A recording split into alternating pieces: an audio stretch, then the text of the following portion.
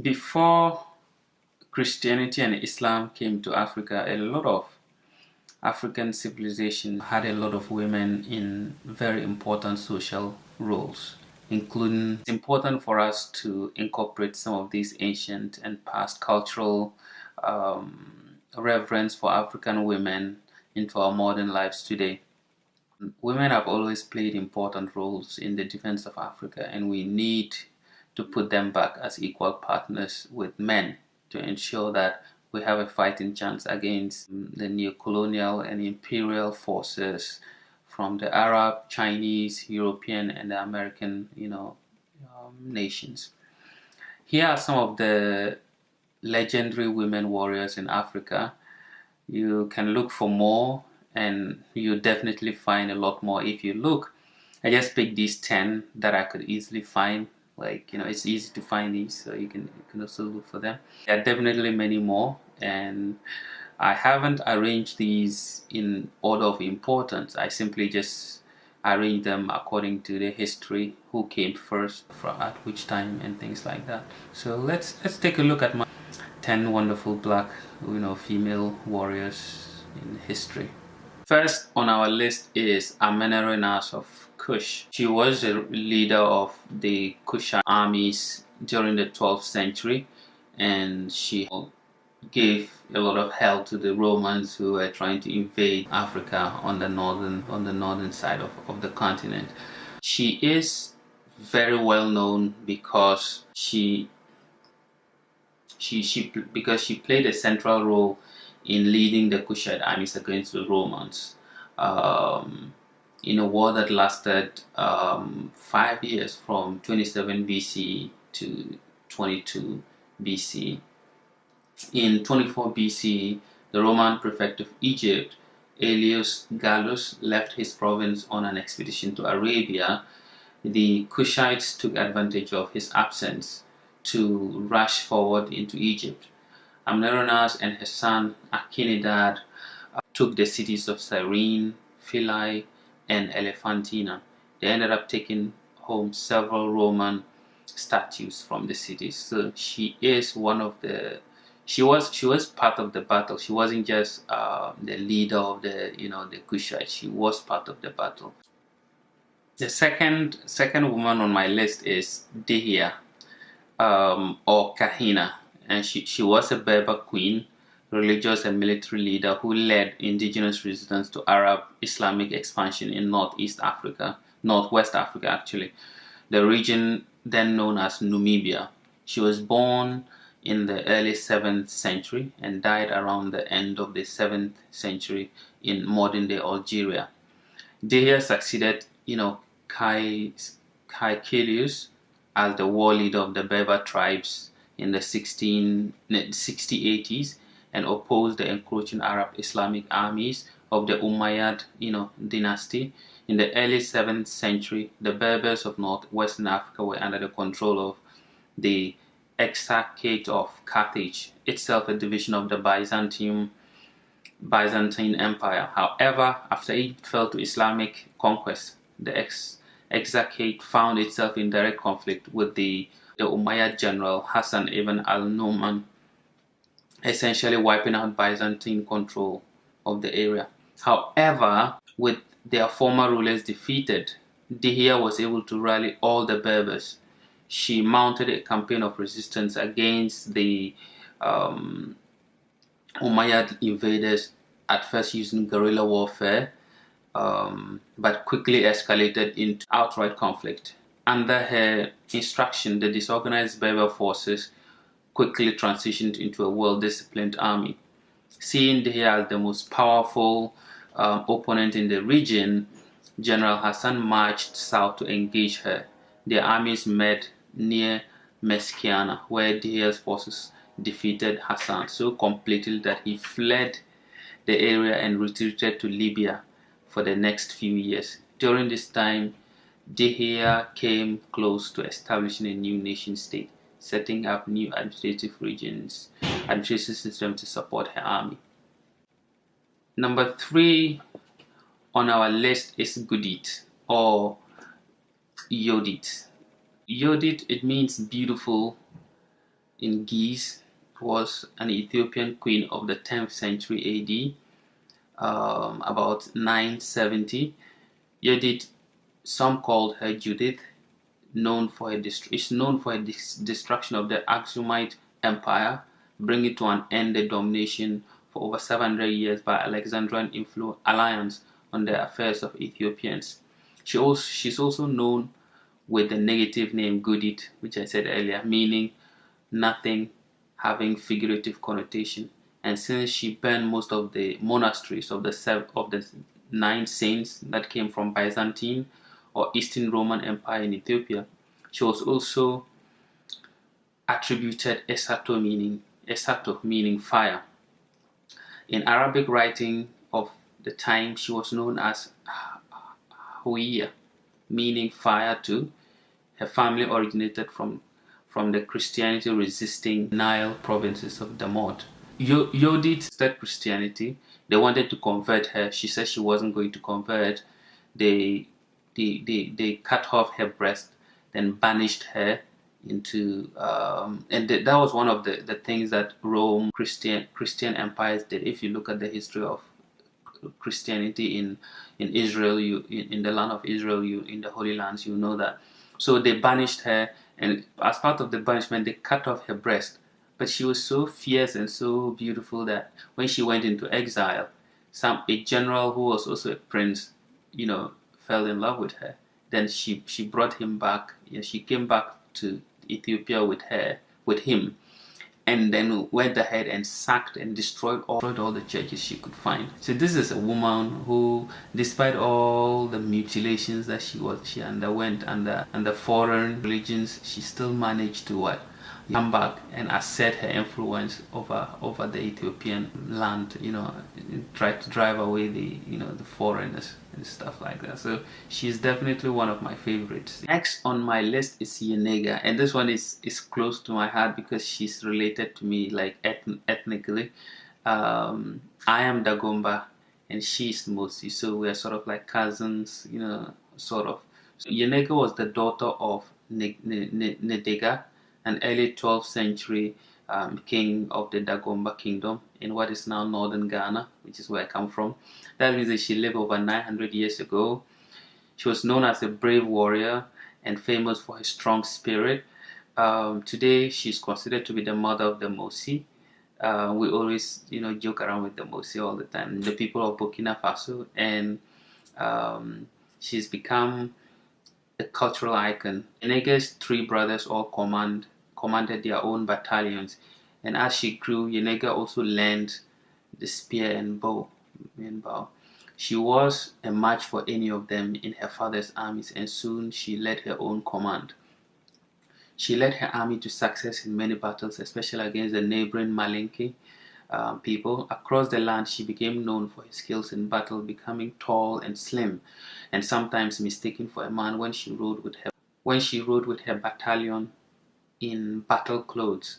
She was so important to her father's battle plans that when she reached the age where most of her friends were getting married, he banned her from doing so. Yenega continued to be obedient to her father, but she was tired of being in battles all the time and wanted to fall in love and marry, like so many of her friends had. No matter how much she asked, her father continued to refuse her this request.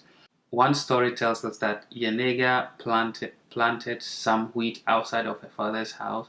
When the wheat grew, instead of harvesting it, she let it rot, wither, and die. When her father angrily asked her why she had done this, she told him that he was letting her rot just like the wheat had done. But apparently, he wasn't happy that she had spoken to him so boldly, and some stories say that he imprisoned her. Whether or not she was imprisoned by her father, very soon she escaped and disappeared into the forest, on her stallion, dressed as a man, so she wouldn't be so quickly found. No one knows for sure how long she was there, but some point that she met a well-known elephant hunter called Reale. He soon discovered that she was a woman and a skilled hunter as well. Soon romance blossomed between them, and they had a child. They called the child Ouedraogo, which means male horse or stallion. It's a tribute to the horse which had taken Yenega into the forest where she met Reali. Ouedraogo grew to become an important, leader, and he founded the modern day Mosi Kingdom. Today in Burkina Faso, across the region, you have Yenege statues all over the place. Her legacy remained very intact, and she's one of my favorite people because she's close to my heart. She's close to my ethnic group. So I'm proud to say that we have some female warriors in the ethnic line. The next on our list is Amina of the Zazao, Caliphate, the modern day Zaria. So she was a Muslim, warrior and queen of Zazao, now Zaria, in what is now northwest Nigeria. His One of the earliest mentions of her is from a historian called Mohammed Bello in his history book Ifaq al-Maisur, composed around 1836. He writes that she was the first to establish government among them, and she forced Katsina, Kano, and other regions to pay tribute to her. Known as a great military strategist, the cavalry-trained Queen Amina fought many wars that expanded the southernmost Hausa kingdom. She was also said to have taken a lover from among the conquered people each time after battle, to have killed or castrated him in the morning following their night together. Queen Amina is a legend among the Hausa people for her military exploits. She controlled the trade routes in the region, erecting a network of commerce within the great earthen walls that surrounded Hausa cities within her dominion. According to a Kano chronicle, she conquered as far as Nupe and Kwarafa, ruling for 34 years.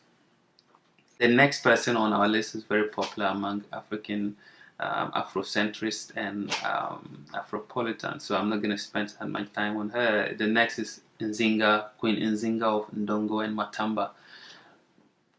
She was a ruthless and a powerful, leader in the 17th century kingdoms of Ndongo and Matamba, modern day Angola. She was fearless and cleverly fought for the freedom and stature of her kingdoms against the Portuguese who were colonizing the area at the time. She's born as a princess among the Mbuntu or Ambundu group of the Ndongo kingdom in Central West Africa region, now known as Angola. Though she resisted Portuguese colonial occupation of Central West Africa for over a decade, she officially ruled Ndongo from 1624 to 1663. So, a lot of people know a lot about her, so I wouldn't spend much time. But she is very, powerful.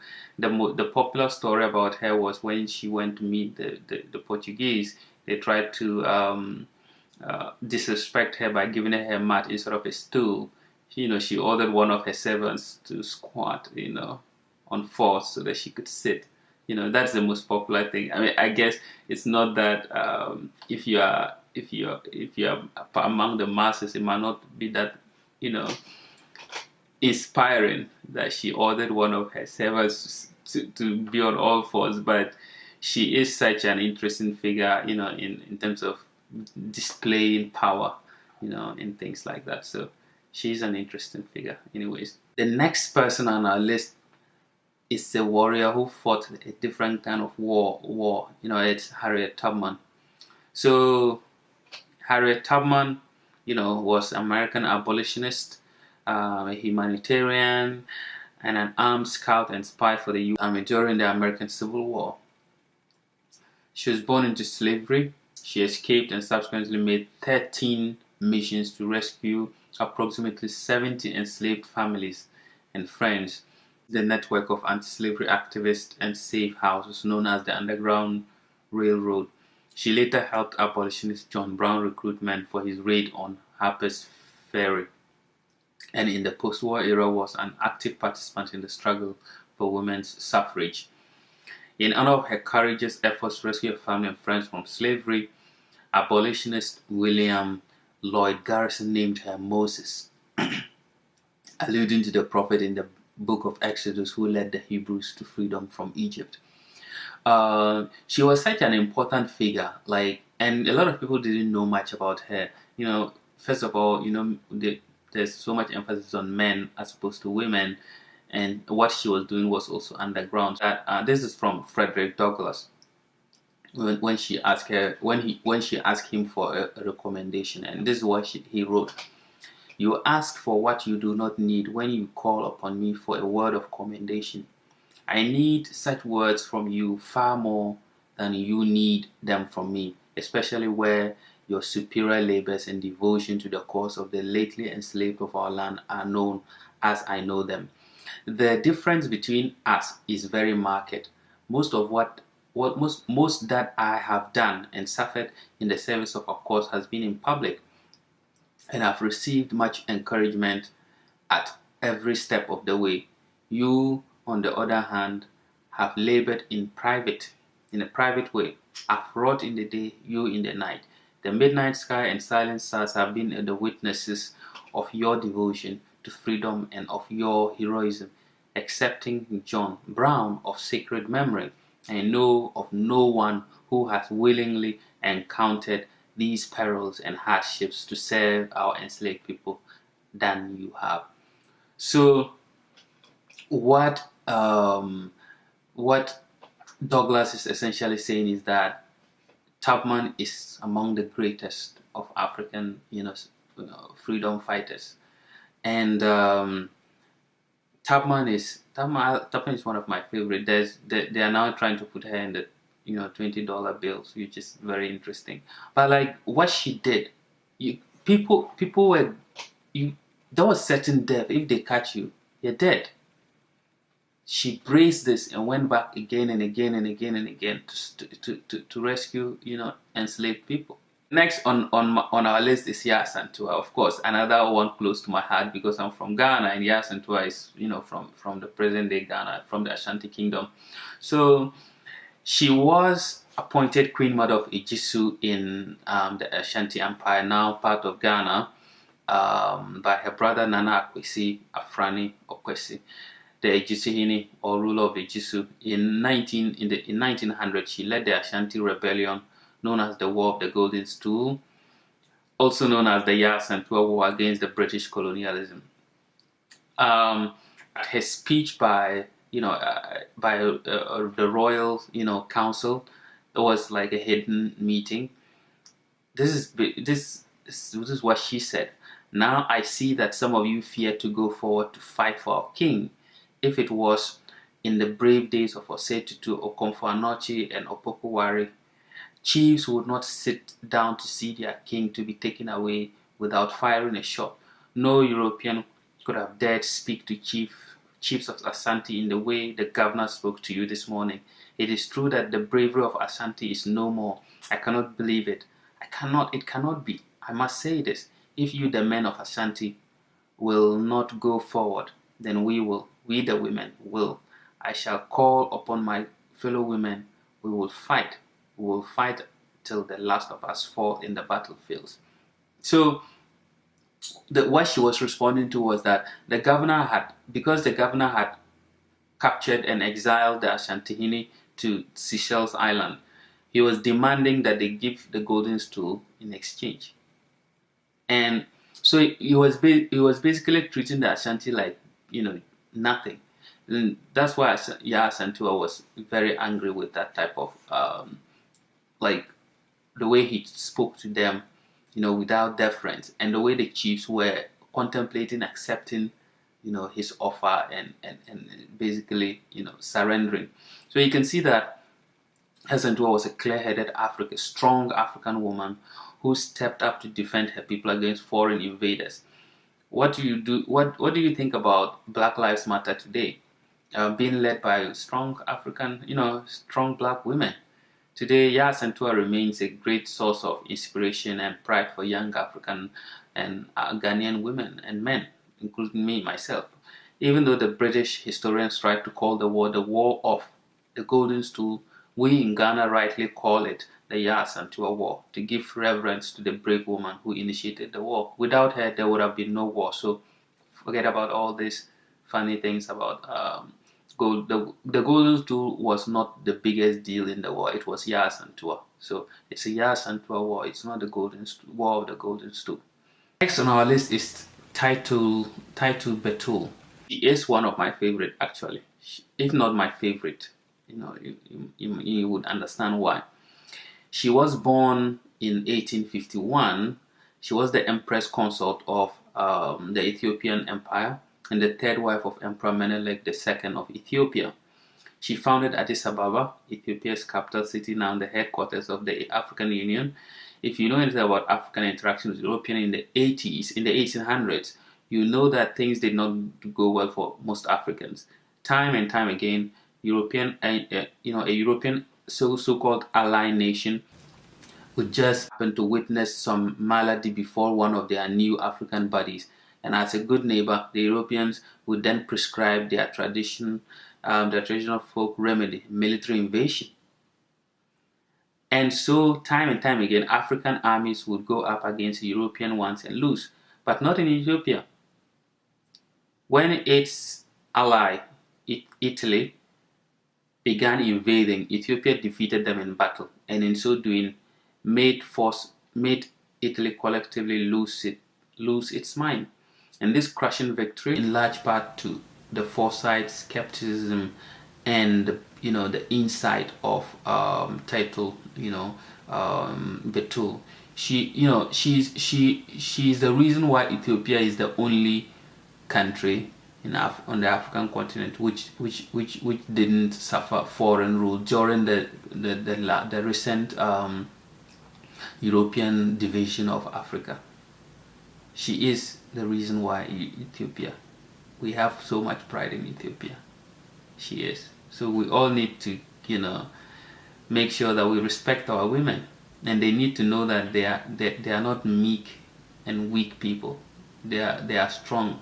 They are from strong, roots, and they can defend the continent along with all of us. The last on our list is Ida B. Wells, and I specifically picked Ida B. Wells because of the current issue that is going on with Black Lives Matter. A lot of people know about Wells, but I included her in this thing, for that particular reason. She was born in 1862. She was an African-American photojournalist, newspaper editor, suffragist, sociologist, and an early leader in the civil rights movement. She was one of the founders of the NAACP, National Association for the Advancement of Colored People, in 1909. Ida was tough, she was tough from the get-go. When at age 16, her parents died from a yellow fever epidemic. She rolled up her sleeves, got a job, and worked to keep her siblings out of foster care. Foster care is terrible. Nobody should ever allow their children, and this warrior, black woman, fought to keep her siblings out. At age 21, the conductor of a train on which she was a passenger ordered her to vacate her seat so that a white woman could use it. Ida refused. When the conductor tried forcibly removing her, she hooked her feet into the chair and refused to budge. When he tore her sleeve in the attempt, she scratched at him and bit him. When a gang of men finally removed her from the car, she sued the entire train company and won. Though, so she was fine. There were illegal shenanigans which led her to losing the case. But Ida won, and it was part of these reasons why the Jim Crow laws were legalized and instituted in the South, so that black people would legally be able to be removed from cars and things like that. And she was a journalist. She was one of the people who recorded lynchings. Like, she wrote about it. Just like right now, the mainstream media don't want to talk about black issues, or things like that. She made sure that all the lynching stories, she wrote about them. So she is an inspiration to a lot of young black women and men today. you know. And as we can see, the Black Lives Matter is mainly led by women. The killing is mainly black men, though some black women have been killed, but our women are standing up defending us. So we need to give them credence and look to history to see that it's not just, you know, we need to support the Black Lives Matter movement. You know, there need to be some more formalizing of the movement, but like there are people like, you know, Ida B. Wells who serve as inspiration to today's young women in our society. So that's my list of 10, you know, African, you know, warrior princesses, who serve as inspiration to me and to other, you know, young black people all over the world. Let me know who you think should be, you know, could be on maybe a second list that I can bring together. Or, you know, you can also upload something like that and share with me. It's good to know all the things that we can, you know, about our history. Thank you. Bye-bye. And don't forget to like, comment, and subscribe. Thank you. Bye-bye.